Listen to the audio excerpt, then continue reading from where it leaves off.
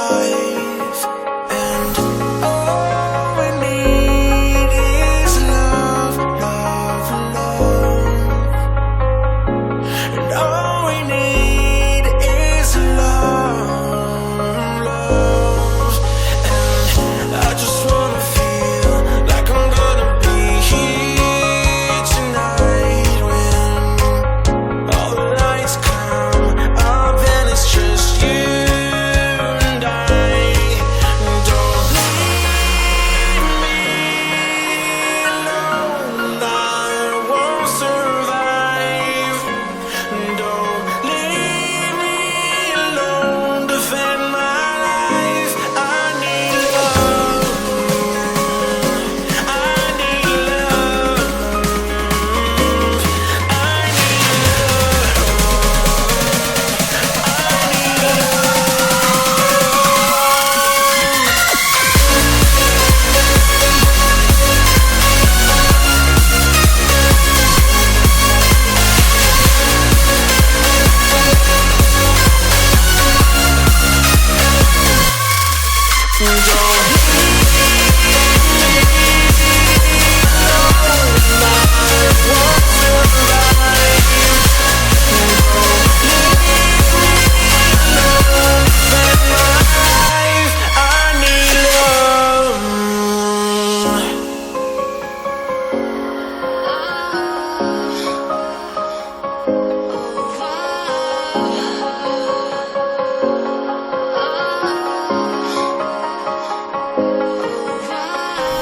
종로구에 위치해 있는 1.5룸 오피스텔 소개해드리겠습니다. 그냥 오피스텔 아니고요. 명품 오피스텔이라고 소개해드릴 만한 곳입니다. 지금 가장 큰 트렌드가 어떤 주거 형태인지 알고 계신가요? 참고로 2019년 주거 트렌드 조사 발표에 의하면 지금 원룸의 시대는 좀 지났고요. 1.5룸의 시대가 되었습니다. 1.5룸에서 2룸의 오피스텔들이 인기가 많습니다. 그 이유가 있죠. 다주택자에 대한 강력한 발표들이 계속해서 나오고 있죠. 그럼에도 불구하고 또 청약에 대한 기대감들을 많이 가지고 있습니다. 하지만 청약이 가점이 되기 위해서는 상당히 오랜 기간 청약 통장과 함께 무주택 거주 기간을 맞춰야 되는데요. 그러려면은 언제가 될지 모르는 청약의 불확실성 속에서 계속 주택을 갖지 말아야 하느냐라는 딜레마에 빠지게 됩니다. 그렇게 됐을 때 지금 주택 시장의 실수요자들로 계속해서 들어오고 있는 2030 세대들이 32.1%로 가장 많은 1위를 차지하는 비율로 해서 주택 시장에 들어오고 있는데요. 그만큼 천정부지로 오르는 주택 가격을 그대로 보고만 있을 수 없으니 지금이라도 잡아보자라는 생각도 있죠. 하지만 한참 고민을 하게 되는 게 청약은 한 번쯤 해봐야 되는데 라는 생각도 하게 됩니다. 그럴 때 바로 대체가 될 수 있는 것이 1.5룸이나 2룸의 오피스텔입니다. 이거 알고 계십니까? 오피스텔을 내 집장만으로 마련해서 거주를 하셔도 청약 조건이 그대로 유지된다는 사실이죠. 그리고 그동안에 주택 가격이 오른다고 해도 내가 가지고 있는 주거인 오피스텔 가격도 따라서 올라가 주기 때문에 나중에 청약 받으셔서 그 금액으로 대체할 때 나의 오피스텔 매도하고 그 금액으로 청약 당첨되시면 청약 대금 내시면 되고요. 이런 형태뿐만 아니라 또 하나는 고급화된 그 컨시어지 시스템들을 굉장히 좋아한다는 거죠. 다 아시겠지만 청소 대행이라든가 어떤 조식 서비스 그리고 뷔페 아니면 어떤 관리들을 다 호텔급으로 호텔식으로 해주는 것들을 말하는데요. 그런 것들이 갖춰져 있는 시스템들을 바로 그 컨시어지라고 하는데 그런 서비스가 기본으로 제공돼야 된다는 것이고요. 그 이외에도 커뮤니티 시설과 함께 어떤 조경이나 주차 시설들 모든 것들을 고급화해서 갖춘 것들이 트렌드화가 되어 있습니다. 강남권에서는 지금 1.5룸에 이 정도 규모가 되는 서비스와 시설 시설들을 갖추고 있는 곳은 10억대가 넘습니다만 한 달이 넘지 않는 선에서 1, 2주 사이에 분양이 완판이 되는 기록을 깼습니다. 그런데 종로구에는 많지 않죠. 종로구에 이런 시스템을 갖춘 가장 트렌디한 오피스텔 형태의 지금 주거용으로 대처할 수 있는 오피스텔이 탄생했는데요. 그 이유를 좀 후에 아시게 될 거예요. 좀 더 어떤 내부나 어떤 외장 그리고 시스템들을 알아보겠습니다. 네, 종로구 1.5룸 명품 오피스텔입니다. 1호선과 6호선 더블 역세권에 위치해 있고요. 동묘역 도보 5분 거리에 위치해 있어요.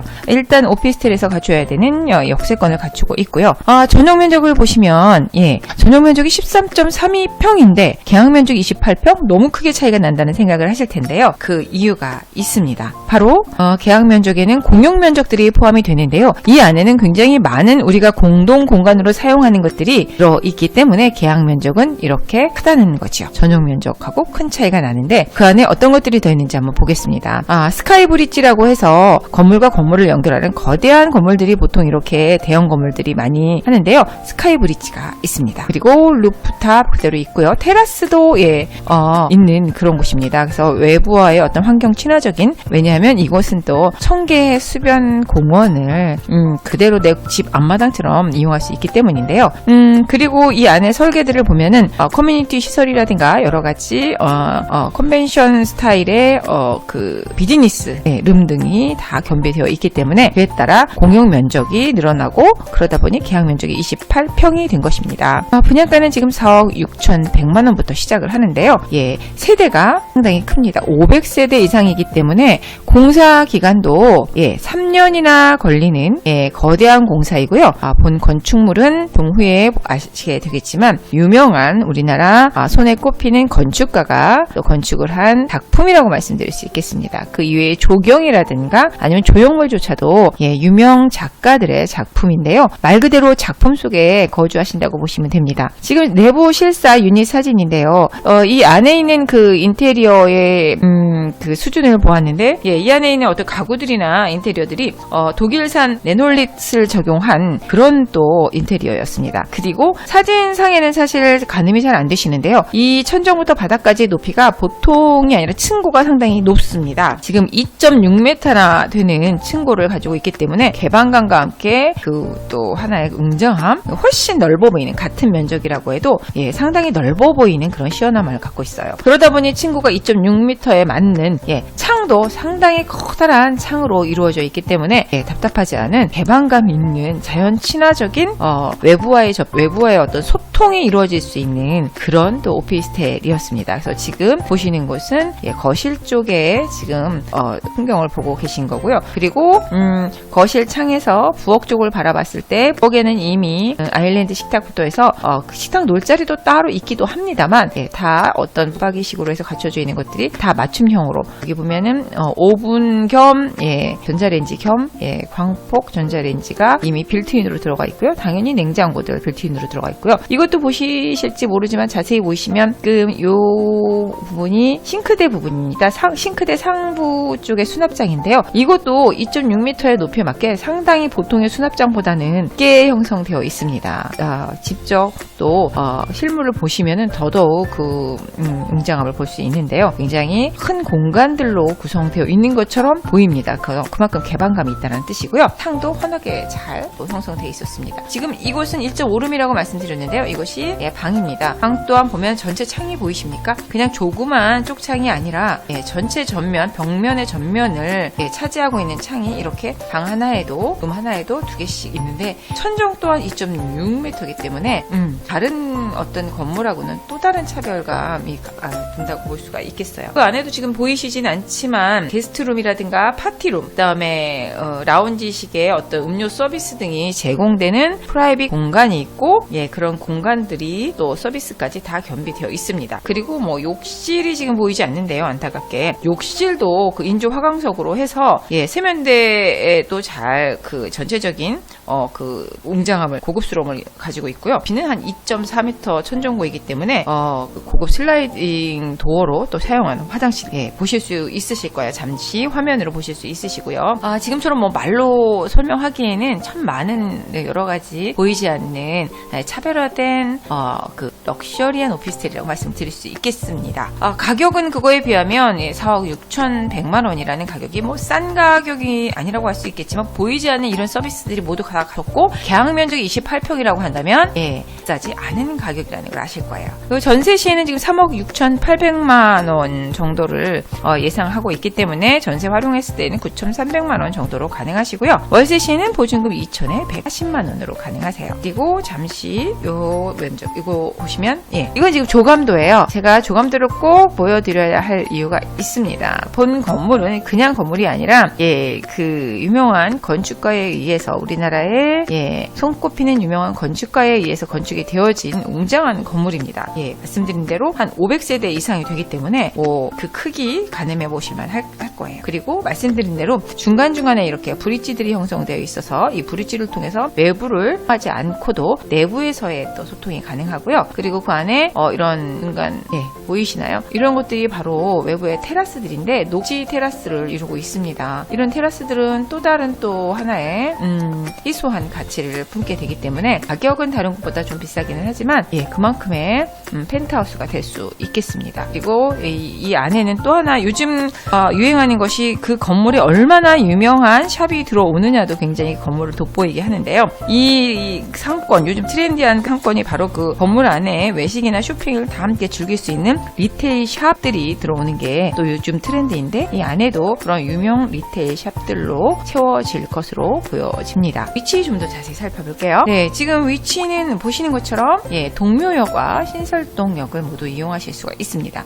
청계 수변로를 따라서 형성되어 있기 때문에 청계 수변로를 내 집 앞마당처럼 뷰를 감상하시고 보실 수도 있고요. 그리고 주변 지역은 동묘역 바로 다음 역이 동대문역이죠. 동대문역이나 그 다음 역 종로를 시작하는 역입니다. 종로 3가 5가 해서 광화문까지 이어지는 종로권의 업무타운의 어떤 수요층을 그대로 다 받아 안을 수 있고요. 그 이외에도 동대문 일대에 있는 어떤 시장, 동대문 시장의 어떤 상업시설 종사자들의 수요 그대로 받아 안을 수 있습니다. 특히 종로의 가장 큰 특징은 대부분이 상업 업무시설로 이루어져 있기 때문에 주거시설이라고 하면 불과 30%도 되지 않는 희소성이 있습니다. 그렇기 때문에 어떤 주거시설의 대체제가 될 수 있는 오피스텔, 특히 오피스텔은 내가 그대로 보유하고 거주를 하고 살아도 주택수에 포함되지 않기 때문에 언제든지 청약의 자격이 되신다는 장점을 가지고 럭셔리한 강북에 많지 않은 희소한 그런 또 오피스텔을 한번 이 구경도 해보시고 관심을 가져보시면 좋을 것 같아요. 그리고 지금 이 안에는 개발 호재들을 가지고 있는 곳들이 많이 있습니다. 보시는 것처럼 동대문 역사문화공원을 중심으로 해서 동대문 DDP 프라자라고 하죠. 그 일대를 중심으로 해서 경찰청 부지라든가 국립의료원 부지 등 앞으로의 개발에 관한 것들 그대로 또 예정하고 있고요. 그리고 종로 5가 같은 경우에도 세운상가에 대한 개발은 곧 시작이 되는 것으로 알고 있습니다. 그런 중간중간에 개발이 있기도 하지만 이미 종로라는 곳은 관심이 있으신 분들은 다 알겠지만 주거가 들어올 만한 곳이 거의 없어요. 그러다 보니 공실 업기로 유명하고요.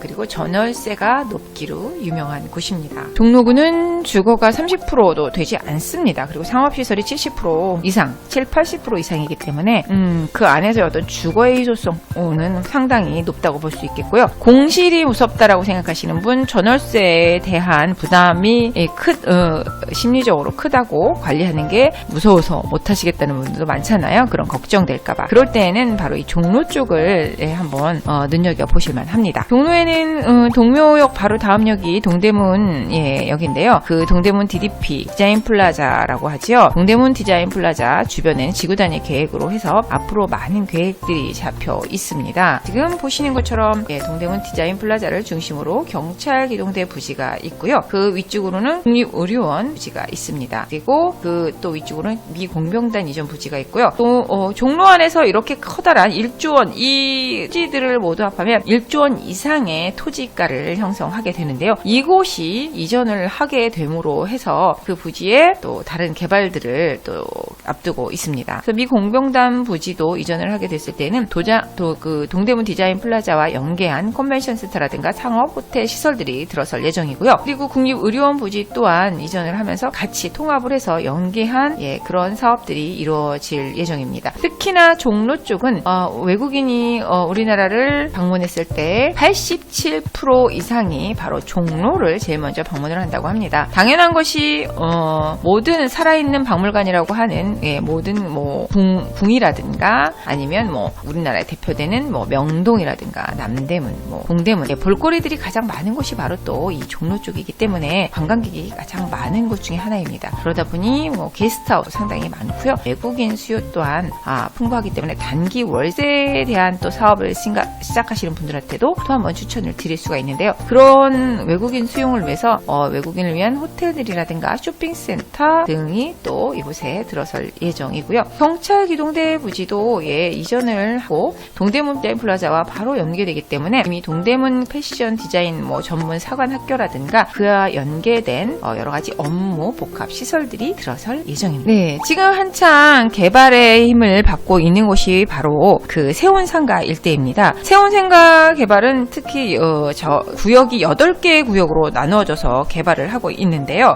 첫 번째로 제일 먼저 지금 개발이 들어가는 곳이 8개 구역 중에 4구역입니다. 지금 4구역인데요. 이곳에 들어서는 것만 해도 지금 복합시설들이 들어서는데요. 부상복합과 함께 그 여러 가지 사업체들이 들어오게 돼 있습니다. 이런 사업체들은 어떤 4차 산업의 어떤 사업체들로 해서 의료기기라든가 드론 등에 대한 그런 또 사업체들이 들어오고 상가들이 들어설 예정이고요. 이 8개 구역이 모두 다 재정비 쪽 진직으로 해서 개발이 들어가기 때문에 이 안에 들어서는 뭐 어떤 복합 시설들, 관광객을 위한 시설들도 있고 또 산업 육성을 위한 시설들도 모두 이루어지기 때문에 이런 또 사업들이 이루어졌을 때는 또 하나의 수요층 업무 타운들이 들어서면서 많은 인구 유입을 또 불러오는 그런 개발들이라고 할 수 있겠습니다. 그리고 마지막으로는 그 왕십리 쪽 재개발.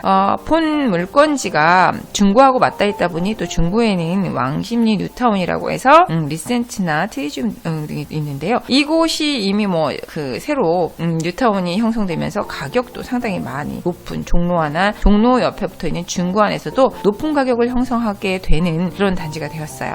그러면서 중구하고 종로하고 맞닿아 있는 곳에는 또 동북선 경정철에 대한 또 개발 호재도 있는데요. 행당 7구역이 관리 처분 인가가 되면서 왕십리 재개발이 속도를 내게 됐고요. 그 다음에 일단 그 개발 호재에 따라 청량 일대 가격도 많이 올랐습니다만 그에 따라서 왕십리로 이어지고 중구 일대의 어떤 주거 지역이 고가가 되다 보니 더더욱 소형으로 해서 알차게 이런 럭셔리한 보급화되어 있는 시스템을 갖춘 주거는 더욱더 많은 인기를 끌게 되었습니다. 특히 종로 안에 이러한 주거 형태가 들어서는 곳이 극히 희소하기 때문에 그 희소성으로 어떤 투자의 가치에 있어서도 뒤지지 않습니다. 네, 지금까지 종로에 위치한 컨시어지 시스템들을 모두 갖추고 있는 고급 자재의 오피스텔, 그것도 1.5룸의 가장 요즘 트렌디한 오피스텔을 소개해드렸습니다.